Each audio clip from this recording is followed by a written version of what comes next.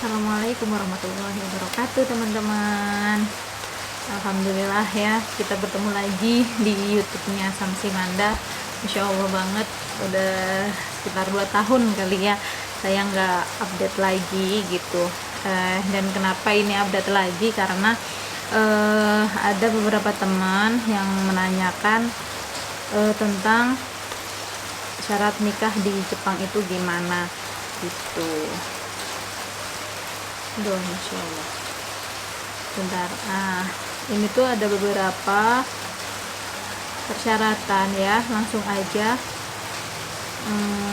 Kalau untuk tujuan menikah, hukum menikah, untuk mukadimah, insya Allah teman-teman udah lebih hafal lah ya gitu. Tapi untuk persyaratannya, nah persyaratannya itu gini, karena saya itu nikahnya sama orang Indonesia yang kebetulan pas waktu itu ketemu di Jepang dan tidak bisa pulang ke Indonesia karena COVID. Jadi beliau nggak diizinin oleh kampus. Akhirnya ya dengan izin Allah juga dan restu orang tua, akhirnya kita menikah di Jepang gitu. Nah, apa aja sih persyaratannya gitu kan? Persyaratannya itu, oh ya, ini tunggu dulu, ini tuh nikah secara resmi ya, resmi secara agama dan secara KUA atau secara hukum gitu. Jadi nggak cuman nikah secara agama aja. Nah, untuk persyaratannya itu mungkin sebagian besar semuanya itu sama kayak yang di Indonesia, mungkin ada tambahannya tuh sedikit banget. Nah, yang pertama itu adalah yang dari pihak laki-laki itu pergi ke KUA dengan membawa persyaratan ini. Yang pertama itu surat rekomendasi nikah, kemudian surat keterangan pindah atau tempat menikahnya nanti, kemudian ada surat pengantar perkawinan, surat persetujuan mempelai, kemudian ada surat izin orang tua, akta kelahiran, kartu keluarga, fotokopi KTP calon pengantinnya ya. Kemudian ada surat keterangan yang menyatakan dia belum pernah menikah atau pernah menikah atau duda atau janda, misalkan kayak gitu.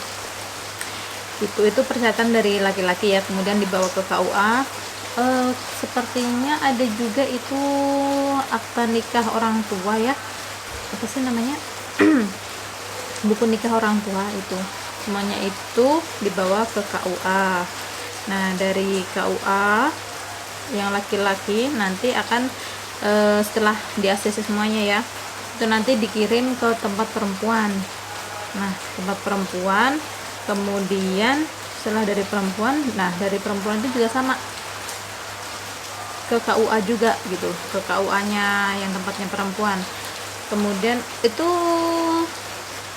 di luar ini ya, apa namanya, surat izin dari RT RW kayak gitu, itu udah inilah, udah, saya yakin teman-teman udah hafal, udah pasti gitu loh. Kalau misalkan surat dari RT RW itu pasti ada. Kemudian itu yang dari laki-laki, dari pihak laki-lakinya. Kemudian ini tuh ada case, ada masalahnya di mana? Di surat rekomendasi nikah. Di surat rekomendasi nikah, maaf ya saya buka file juga gitu karena ini udah lama banget. Sebenarnya nggak pengen upload, cuman karena ada yang minta, jadi mau nggak mau kan harus buka file lagi gitu biar nggak ada miss. Ini case-nya tuh saya di surat rekomendasi nikah. Surat rekomendasi nikahnya ini nanti ditujukan bukan ke tempat KUA perempuan, tetapi ke, kalau yang di Tokyo ya, di KBRI atau KJRI Tokyo itu, kepada yang terhormat kepala KBRI atau KJRI atau Tokyo di tempat seperti itu. Kemudian surat keterangan pindah. Nah, surat keterangan pindah ini kan untuk maksudnya pindah itu dia mau nikah di mana gitu. Nah, ini bisa diisi alamat calon pengantin, ini tuh diisi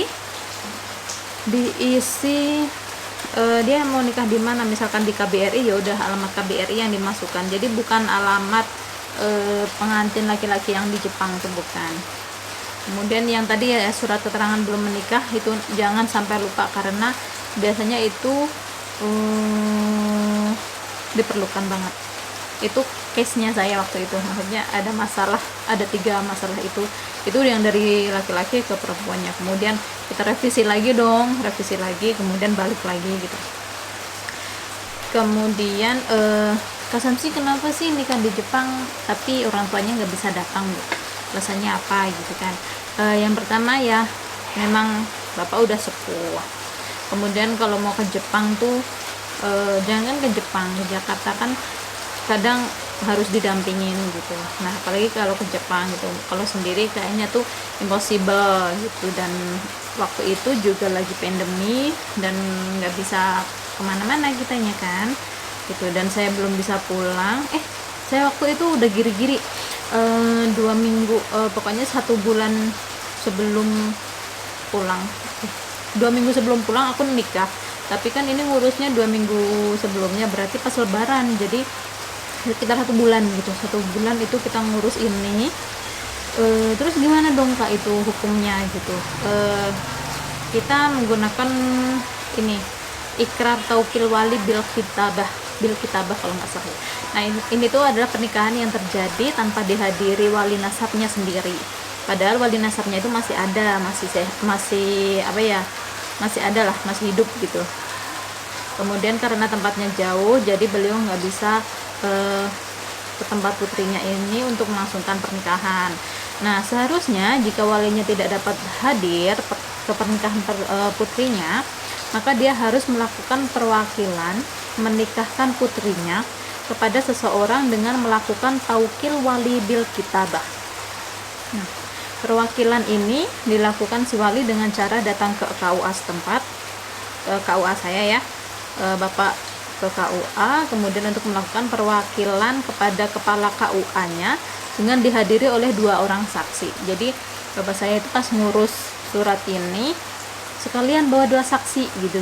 2 saksinya itu harus laki-laki, balik, dan kalau bisa masih kerabat gitu. Itu. Kemudian untuk yang di perempuan juga sama ya, persyaratannya juga sama kayak tadi. Nah ini persyaratan dari KBRI yang harus dilampirkan. Yang pertama itu berkas asli, sama sih apa yang dari pihak laki-laki tadi dikirimkan ke pihak perempuan. Nah dari pihak perempuan nanti akan mengeluarkan bermacam-macam surat gitu kan, bermacam-macam lembar gitu, apa aja gitu. Nah itu nanti dikirim ke Jepang, misalkan dikirim ke saya dulu, ke rumah saya, ke apartemen saya, kemudian baru dari saya dan calon suami langsung ke KBRI untuk menyerahkan persyaratan itu. Nah apa aja? Yang pertama itu berkas lengkap asli ya, lengkap asli, surat rekomendasi numpang nikah di Jepang, termasuk di dalamnya formulir N1, N2 dan sebagainya itu tadi yang dikeluarkan oleh kelurahan di Indonesia, termasuk di dalamnya formulir N1, N2, N3, N4, bukan Norioku Kendo ya, ini yang dikeluarkan oleh kelurahan di Indonesia itu tadi. Nah N1 itu apa sih gitu? N1 itu surat keterangan untuk menikah. Ada kok, nanti gak usah bingung, gak usah panik, apa aja sih ini, gak usah panik, nanti ada kok formnya, itu ada banget. Kemudian yang N2 itu surat keterangan asal usul. Nah ini kayak biodata gitu, banyak. Kemudian N3 itu surat persetujuan mempelai. Kemudian N4 itu surat keterangan tentang orang tua, melampirkan surat pengantar dari KUA asli atau surat pengantar dari capil asli ya itu. Nah keempat-empatnya itu tadi asli. Kemudian surat izin dari orang tua atau keluarga bermeterai asli itu. Tapi kalau misalkan teman-teman udah pernah menikah gitu, itu surat izin dari orang tua itu nggak perlu, skip aja. Kemudian fotokopi akte, kemudian akte kelahiran ya. Kalau misalkan udah pernah menikah, akte cerai, akte kematian gitu. Kemudian ada fotokopi paspor, itu penting. Kemudian fotokopi kartu keluarga, fotokopi KTP di Indonesia, dan resident card jangan lupa. Kemudian pas foto 1 lembar 3x4 berwarna dan backgroundnya putih, itu kalau yang di Jepang. Tapi kalau misalkan mau yang berbackground biru, it's okay, nggak apa-apa. Aku juga pakai yang biru kok.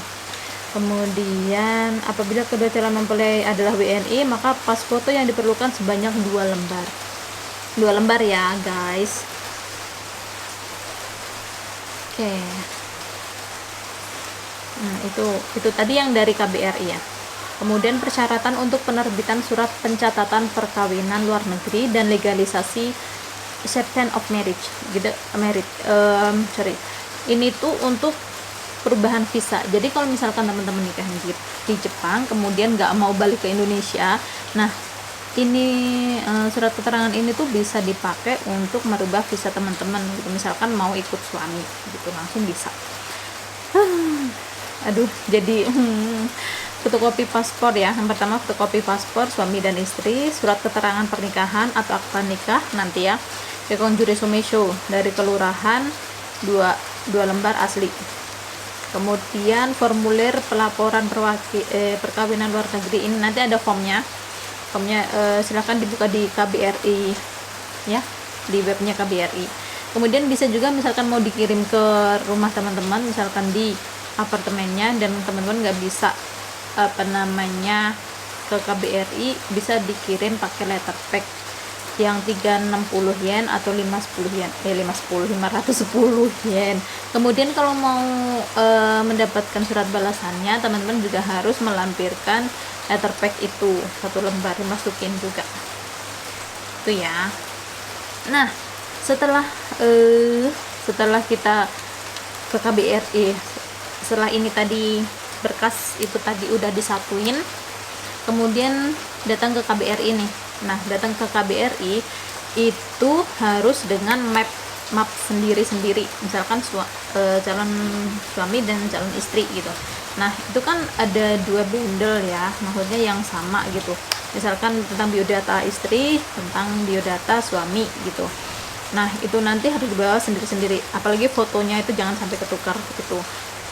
Setelah itu dibawa tok ke KBRI dong, terus langsung ingin bertemu dengan konselor. Setelah konselor, terus nanti kan ditanyain Mandika, setelah itu diproses kan ya. Dan itu namanya juga konselor ya, mesti juga tegas gitu, walaupun beliau itu ibu-ibu tapi masya Allah dia tegas tapi mau memberikan solusi gitu, asik, masya Allah banget di sana tuh ya. Kemudian setelah dari konselor itu nanti akan diberi 1 lembar kertas atau berapa ya itu, pokoknya ada keterangan gitu. Nanti teman-teman disuruh lapor ke Siakusho atau Kuyakusho gitu. Kemudian di sana nanti untuk pemberitahuan nikah. Jadi kalau nggak salah, aku juga nggak jago banget gitu bahasa Jepangnya, cuman menurut Sansi itu kalau menurut orang Jepang, lapor di Siakuso itu setelah nikah gitu. Jadi setelah nikah mereka lapor ke sana gitu, jadi untuk pencatatan aja gitu. Tapi kayaknya kemarin itu aku miskomunikasinya, bukan miskomunikasi sih, emang dari KBRI kan kita belum nikah nih. Menurut Samsi itu kita nyari surat keterangan untuk menikah gitu. Aku menikahnya itu mau hari Sabtu, kemudian hari Kamis aku masih di Siakusho gitu. Terus akhirnya mereka juga bingung, belum nikah kok udah lapor ke sini gitu. Dan aku nggak ngeh gitu, yang bikin aku aduh gimana sini gitu kan. Nah, di sana itu apa aja yang diiniin, Kikong Todoke itu pemberitahuan pernikahan. Itu nanti banyak banget biodata teman-teman yang harus diisi gitu, apalagi dengan bahasa Jepang dan kanji. Terus kalau ada itu bawa hangko. Tanda tangan juga boleh sih, cuman kalau ada hangko kan kayak yang keren aja gitu kan. Kemudian ada Kekonjuri Somesho, nanti itu adalah surat keterangan pernikahan atau akta nikah dari kelurahan. Nanti teman-teman akan dikasih itu, dan butuhnya berapa lembar gitu. Misalkan biasanya sih 2 lembar ya, 2 lembar aja. Kemudian biayanya per lembar itu 350, jadi kalau 2 ya 700 yen. Itu tolong disiapkan. Kemudian pas di Siakuso ini teman-teman harus bawa 2 orang saksi dong. 2 orang saksi ini kalau bisa laki-laki, tapi kalau nggak bisa sih nggak apa-apa perempuan kali ini. nggak apa-apa. Yang pasti orang Jepang.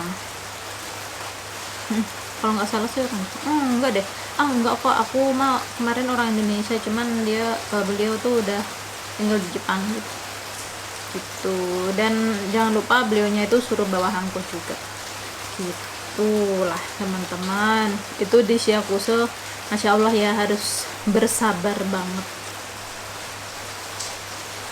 Nah, kalau itu tadi udah selesai, dari Shiakuso sudah selesai, teman-teman harus ke KBRI lagi nih gitu. Jadi berkas-berkas apa aja tadi harus dibawa ke KBRI lagi. Tapi kalau misalkan nggak bisa dua orangnya, ya satu orang nggak apa-apa, misalkan yang laki-laki aja ke sananya gitu, itu nggak apa-apa, dibawa ke sana. Kemudian tapi kemarin itu ini kok, aku tuh masih nulis apa ya, masih nulis di biodata apa ya, pokoknya nulis form gitu loh, di yang warna kuning gitu, sebelum dikasihkan ke Pak yang ngijapin.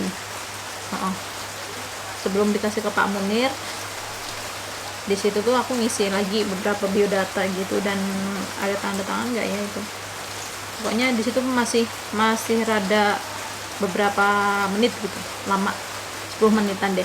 Terus ada juga itu ditanyain untuk maharnya, jangan lupa maharnya di situ harus sudah fix ya, jangan lagi, tapi udah fix di situ gitu. Kemudian apabila proses pernikahan catatan sipil sudah selesai, maka dapat mengajukan proses pernikahan secara Islam. Apa aja yang harus dibawa, harus ada gitu. Nah, fotokopi surat pengantar nikah atau kekonggubi somesho tadi di KBRI. Kemudian fotokopi surat bukti pencatatan perkawinan luar negeri yang diterbitkan oleh KBRI. Tuh. Nah, itu tadi setelah teman-teman mendaftarkan ke pernikahan di kantor sipil setempat atau Shiakuso tadi, Shiakuso Jepang. Kemudian surat kuasa dari orang tua mempelai perempuan ke penghulu KBRI bila ayah mempelai perempuan ini berhalangan hadir. Jadi ada tuh kayak satu lembar surat yang bermeterai ya, ini pun bermeterai. Aduh, bisa ditampilin enggak ya, gini nih, gitu deh pokoknya gitu. Jadi aku ini ya, ini tuh ada tanda tangan di bawah ini, nama, keterangan nama ayah saya, kemudian nama saya, binti siapa, tempat tanggal lahir, agama, pekerjaan, alamat gitu kan. Nah, sehubungan saya tidak bisa hadir pada acara akad nikah, maka saya ikrar di hadapan saksi-saksi bahwa saya berwakil wali kepada kepala KBRI Tokyo Jepang. Kemudian dalam kurung itu ada alamatnya. Kalau sekarang udah pindah ya, bukan di Higashigo Tanda lagi, tapi udah pindah di Shinjuku ya, Shinjuku apa Harajuku, Shinjuku ya kayaknya, atau Shibuya, lupa, pokoknya di situ deh. Untuk menikahkan seorang perempuan yang namanya tersebut di atas dengan seorang laki-laki. Nah, laki-laki namanya siapa? Nama, bin siapa, tempat tanggal lahir, warga negara, agama, pekerjaan, alamat, kayak gitu, dengan mas kawin sebagaimana disepakati kedua belah pihak. Jika kepala KBRI Tokyo Jepang, jika kepala KBRI Tokyo Jepang dalam kurung alamatnya berhalangan hadir, saya ikhlas dan ridho diwakilkan kepada pegawai atau petugas yang ditunjuk gitu. Jadi nggak ke kepalanya gitu sih, sebenarnya kepada bapak yang mengijabkan itu tadi. Kemudian demikian ikrar tauqir wali ini saya buat dengan sebenarnya di hadapan dua orang saksi tersebut di bawah ini. Jadi ada saksi-saksinya tadi yang bapak saya bawa ke KUA tadi, ada om saya dan dari kelurahan itu ada. Kemudian ini mengetahui kepala KUA Kecamatan Kedaung, dan yang ikrar bapak saya dengan bermeterai 6.000 gitu. Itu yang Masya Allah ya, yang bikin gitu. Itu kemudian pas foto mempelai masing-masing ya, 1 lembar untuk ukuran 4x6. Nah ini untuk akte nikah. Jadi pas di tempat Pak Munir itu tadi ada foto yang ditempelin gitu, jadi setelah biodata ada foto yang ditempelin. Nah yang ini 4x6.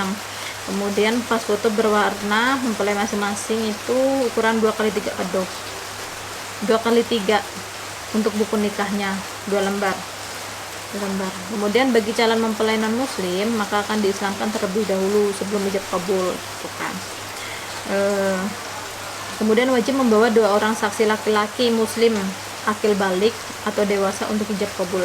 Jadi pas di Jepang pun teman-teman juga harus mendatangkan atau membawa 2 orang saksi laki-laki gitu. Kemudian mengirimkan surat permohonan disertai nomor kontak dan data 1-5 ke alamat berikut pada penghulu KBRI Tokyo, Pak Munir, alamatnya Pak Munir, kontaknya, emailnya gitu. Kemudian catatan, sebelum dokumen asli diserahkan ke pelayanan konsuler, harap semua dokumen difotokopi. Ini tadi semua file itu tadi sebelum dimasukkan ke konsuler semuanya kita harus punya backupnya gitu. Apapun itu ya gitu. Kemudian ada case juga nih, di Jepang itu kan sangat detail sekali, jadi 1 huruf salah pun itu nanti akan revisi gitu, apalagi di konselor tuh yang bener-bener detail banget nget gitu. Jadi jangan sampai salah nama, apalagi nama anak sekarang kan yang susah ya untuk spellnya, apalagi kalau di pencatatan di Indonesia ya kita tahu gitu, di sana tuh kadang typo gitu, salah ketik kayak gitu. Sebenarnya kalau misalkan typo gitu kalau dibawa ke Jepang itu nggak bisa nggak bisa dibikin alasan gitu. Itu deh. Nah terus makanya setelah dari ngurus dari kantor di Indonesia itu tolong banget untuk dicek kembali satu-satu gitu, jangan sampai ada yang salah itu. Kemudian dicocokin lagi nih namanya teman-teman, misalkan namanya teman-teman sama nama bapaknya teman-teman. Nah kan kalau di Jawa itu biasanya kalau udah tua, udah sepuh itu namanya akan ganti gitu. Jadi bukan ganti sih, ada tambahannya. Misalkan bapak saya Paimin Hadi Siswanto gitu, jangan sampai di akte itu namanya Nur Samsiah binti Paimin aja gitu. Kemudian di ijazah Nur Samsiah binti Paimin Hadi Siswanto. Nah ini Pak Paimin Hadi Siswanto ini dan Pak Paimin itu beda nggak, atau misalkan jadi Pak Hadi Siswanto aja. Nah bapaknya Nur Samsiah ini Bapak Paimin aja atau Bapak Hadi Siswanto atau Bapak Paimin Hadi Siswanto gitu. Nah itu harus di clearkan gitu, jangan sampai salah. Kemudian apa aja yang harus dipersiapkan pas acara nikah di Jepang? Mungkin teman-teman masih belum tahu ya, maksudnya kayak apa aja sih yang harus diiniin gitu, dan terus gimana cara ngelobi-ngelobinya gitu. Kebetulan Samsi kemarin tuh nikahnya di Masjid Akihabara Tokyo, dia di dekat Akihabara Iki itu, tahu gudangnya gitu. Nah alhamdulillah di sana banyak teman-teman fatayat, ada dari NU juga, dari ustadz dan ustazahnya di sana. Nah kalau teman-teman pengen nikahnya di sana, insya Allah nanti bisa juga dibantu. Nah apa aja sih yang harus dipersiapkan? Yang pasti untuk garis besarnya itu mahar atau ring itu harus ada. Kemudian saksinya tuh 2, bisa nanti menggunakan ustadz yang ada di sana atau syekh yang ada di sana. Kemudian yang dipersiapkan lagi ada rundown acara, jadi teman-teman tuh rundown acaranya mau yang seperti apa. Kemudian ada pas acara resepsinya itu nanti cateringnya mau dari mana nih, mau dari Masjid Akihabara yang menyiapkan, atau dari teman-teman, atau dari restoran yang lain gitu. Kemudian kalau mau pakai MUA, ada juga MUA. Kebetulan kemarin tuh sebenarnya sih bukan MUA juga, karena dadakan gitu kan, dadakan. Kemudian kebetulan banget Darullah kenal gitu, Tekokom kenal sama yang ada di KBRI gitu, yang apa sih, yang jadi di seni budaya atau apa gitu, Bu Rina tuh gitu. Kemudian ya udah deh gitu, daripada dandan sendiri, walaupun ya gitu kayaknya kalau didandan orang lain sepertinya lebih seneng ya gitu. Terus akhirnya aku pakai Bu Rina untuk MUA nya. Kemudian ada fotografernya juga, ada Pak Hidayat, itu suaminya Bu Rina gitu. Alhamdulillah sih beliau itu lagi hobi seperti itu ya, yang istrinya hobi dandanin, yang suaminya hobi jadi fotografer gitu, dan anak-anaknya itu hobi jadi modelnya. Masya Allah, itu aucang. Kemudian untuk yang lainnya apalagi ya, bunga mungkin ya, bouquet gitu, bisa teman-teman siapkan sendiri, atau mungkin ada bridesmaid-nya atau groomsman-nya gitu kan kalau mau pakai. Kemudian ada fotografer dokumentasi, ya udah ya. Kemudian kalau misalkan mau pakai kue tumpang bisa juga dikoordinasiin. Tapi kalau kemarin Samsi pesan di Mbak Rini Takayama itu, beliau itu perawat kayaknya dulu, terus sekarang udah nikah sama orang Jepang dan udah punya 2 baby, dan hobi banget bikin kue-kue gitu. Dan Masya Allah ya, lucu banget, bisa bagus gitu. Terus untuk pakaian seperti itu ya teman-teman siapkan sendiri mau yang seperti apa. Kemudian untuk undangan ini undangan itu terserah teman-temannya mau berapa,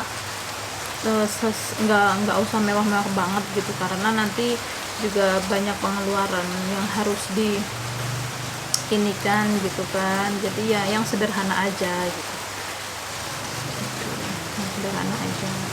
Kemudian undangan itu kalau di Jepang ya, ngundang orang itu ya udah yang datang yang itu doang gitu. Misalkan Samsi dapat undangan nih pas di sana nikah Samsi gitu, ya udah Samsi doang yang datang. Jadi Samsi nggak bisa bawa anak suami gitu, nggak boleh kan, kasihan lah ya kalau budaya Jepang ini. Kalau budaya Jepang beda lagi kalau budaya Indonesia, maunya kasihan gitu kalau misalkan nanti kita pas datang ternyata acaranya itu udah di packing untuk 30 orang aja misalkan kayak gitu. Jadi jangan sampai kita merusak acaranya gitu. Beda lah sama di Indonesia. Kalau di Indonesia yang diundang 1 orang kan yang datang 1 keluarga ya gitu. Kemudian apa lagi ya, mungkin itu aja kali ya. Untuk foto Samsung backgroundnya biru sama lah kayak di Indonesia. Kemudian pas di surat nikahnya itu dikeluarkan oleh KBRI Tokyo dong gitu. Jadi bukan yang mengeluarkan dari Indonesia, enggak, tapi tetap surat apa sih namanya, buku nikah Republik Indonesia gitu. Jadi tetap itu juga dari Indonesia, cuman dikeluarkan oleh KBRI Tokyo gitu. Kemudian apa aja sih teh yang harus dibayar, berapanya? Yang pasti kalau di Akihabara ya, maksudnya ini bukan mengikat, bukan ini, cuman karena kita memakai aulanya, bukan aula ya, kita memakai masjidnya, jadi kita masukkan infak ke masjid. Kemudian kalau misalkan teman-teman merepotkan kepada siapa yang menjadi panitianya, misalkan ada salah 1 atau 2 panitianya, ya dikasih berapa gitulah. Kemudian kalau jangan lupa untuk yang mengijab kabulkan itu jangan lupa ya. Itu sebenarnya nggak wajib, cuman ya kalau di Indonesia kan tetap juga itu berbayar, maksudnya kita ngasih amplop juga kan, jangan sampai lupa gitu, karena beliau udah berjasa sekali ya menikahkan kita itu. Kemudian apalagi mungkin itu aja ya teman-teman yang bisa saya sharekan ke teman-teman semua. Kalau misalkan masih bingung dengan penjelasan saya, mungkin nanti bisa japri atau lihat di websitenya KBRI, karena kan sekarang juga musimnya corona ya, jadi bisa update gitu, bisa update untuk persyaratannya gitu. Jadi nggak semua patokan yang Samsi keluarkan ini benar semua itu enggak gitu, dan mungkin ada lagi perubahan-perubahannya dan apalagi ini yang KBRI-nya kan pindah kan ke Shibuya, jadi ya semoga aja enggak ini bisa menjadikan garis besar gitu loh, jadi ada wacana lah buat teman-teman yang mau melangsungkan pernikahan di Jepang gitu. Dan semoga acara teman-teman berjalan dengan lancar dan diridhoi Allah dan menjadi keluarga yang sakinah mawaddah warohmah, amin gitu. Oke teman-teman, mungkin itu aja yang bisa saya sharing. Terima kasih dan assalamualaikum warahmatullahi wabarakatuh. Bye bye.